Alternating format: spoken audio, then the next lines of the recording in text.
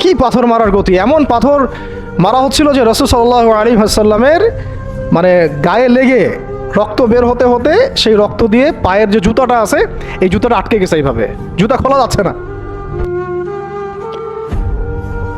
রাসূলুল্লাহ সাল্লাল্লাহু আলাইহি ওয়াসাল্লাম পা থেকে জুতা খোলা যাচ্ছে না, রক্তে আটকে গেছে। আর মানুষ বলছে পাগল, মিথ্যাবাদী, হ্যাঁ জাদুকর, জিনে আসর করছে, মানুষ বলতেছে এগুলা। রাজনৈতিক ক্ষমতা চাই মনে হয়, হ্যাঁ অর্থ চাই মনে হয়, দুনিয়ার জৌলুস মনে হয় চায়, আমাদের ঐক্য বিনষ্ট করতে আসছে।